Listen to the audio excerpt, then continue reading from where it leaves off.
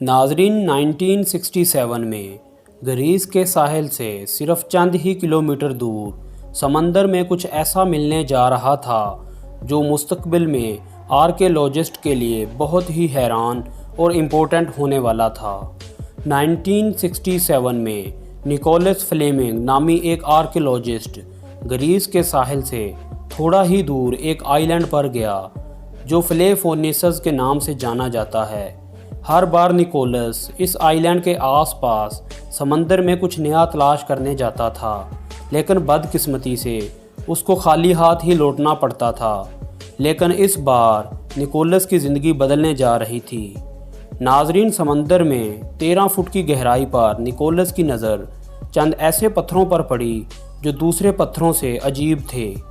ان پتھروں کی shape regular pattern میں بنی ہوئی تھی، یعنی یہ کسی بھی طرح قدرتی نہیں لگ رہے تھے، کیونکہ اب نیکولس کو ان عجیب شیپ کے پتھروں کے بارے جاننے کی جستجو ہو رہی تھی۔ اسی وجہ سے اس نے مزید گہرائی میں جانے کا فیصلہ کیا، اور جیسے ہی وہ مزید گہرائی میں گیا تو اس کو ریئلائز ہوا کہ یہ ریگولر شیپ کے پتھر اصل میں کچھ اور نہیں بلکہ بلڈنگ کی فاؤنڈیشن کے سٹونز ہیں، اور یہ ہزاروں میٹر کے ایریا پر پھیلے ہوئے تھے۔ ناظرین، پہلے تو نیکولس کو سمجھ ہی نہیں آیا کہ سمندر کے اس حصے میں بلڈنگ فاؤنڈیشن سٹونز کیا کر رہے ہیں، لیکن بعد میں نیکولس کو پورا یقین ہو چکا تھا کہ سمندر کے اس حصے میں اس نے کچھ ایکسٹرا آرڈنری چیز تلاش کر لی ہے، لیکن اس کی اصل حقیقت جاننا بہت ضروری تھا۔ اگلی بار نیکولس واپس اسی جگہ پر گیا، لیکن اس بار پوری تیاری کے ساتھ۔ نیکولس کے ساتھ آئی پوری ٹیم دیکھ کر دنگ رہ گئی جب انہوں نے یہاں دور دور تک بکھرے ہوئے ایسے سامان دیکھے جو انسانوں کے استعمال میں آتے ہیں۔ مٹی کے برتنوں سے لے کر مختلف قسم کے ٹولز تک ساری چیزیں بکھری ہوئی تھیں۔ نہ صرف اتنا بلکہ پتھروں سے بنی ہوئی بلڈنگ کی فاؤنڈیشن اور حتیٰ کہ کچی سڑکیں بھی نظر آ رہی تھیں، یعنی یہ ہلکی پھلکی بستی نہیں بلکہ یہ پوری ایک پلانڈ سٹی لگ رہی تھی۔ اس میں کوئی شک نہیں تھا کہ نیکولس نے صدیوں پہلے تباہ ہونے والے ایک ایسے شہر کا ملبہ تلاش کر لیا تھا جو اب ساری دنیا سے چھپا ہوا سمندر کے اندر بکھرا ہوا ہے۔ اس انڈر واٹر سٹی کو پاولو پیٹری کا نام دیا گیا۔ ناظرین، جس نے 1967 کے بعد ہزاروں آرکیالوجسٹ اور ریسرچرز کی نیندیں اڑا رکھی تھیں۔ آخر یہ پورا شہر کتنا بڑا تھا، یہاں رہنے والے لوگ کس دور میں بستے تھے، کیوں انہوں نے اس ریموٹ ایریا پر اتنی پلاننگ کے ساتھ یہ پورا شہر بنایا، اور سب سے اہم یہ کہ کیا یہ وہی اٹلانٹس تو نہیں جو پلیٹو کے مطابق 11,000 سال پہلے ایک خوفناک تباہی کا شکار ہوا تھا۔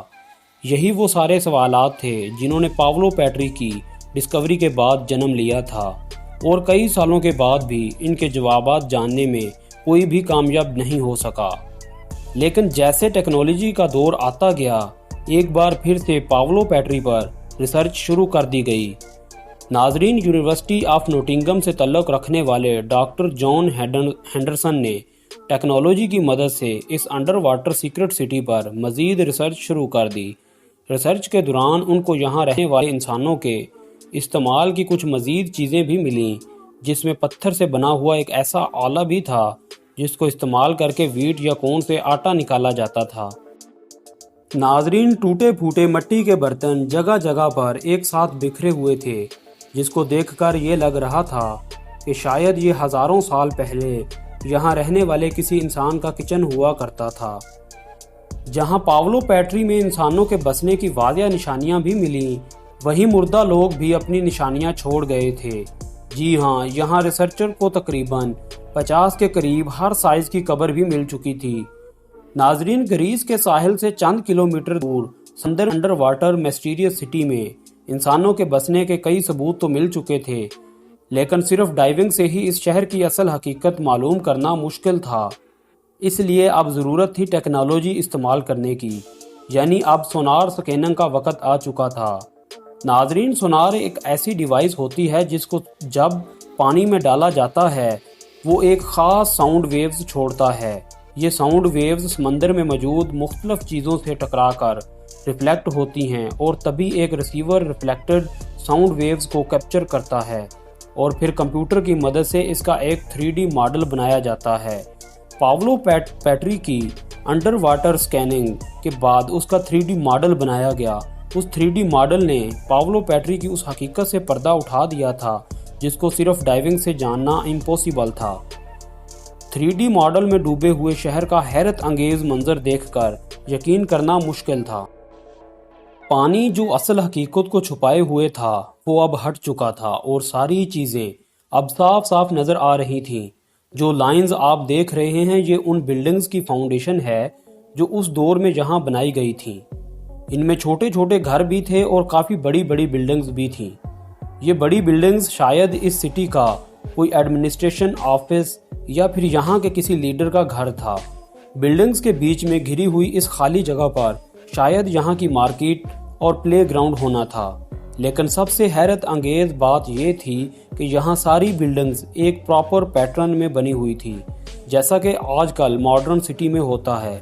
यानी ये मिस्टीरियस अंडर वाटर सिटी इंसानों की एक ऐसी सिविलाइजेशन के हाथ में थी जहाँ काफ़ी डिसिप्लिन पाया जाता था। ये बिल्डिंग फाउंडेशन 20 एकड़ पर फैली हुई थी और जब अंदाज़ा लगाया गया तो मालूम हुआ कि यहाँ 5000 के करीब लोग रहते थे। लेकिन सवाल ये है कि ये लोग कौन थे और यहाँ किस दौर में रहते थे।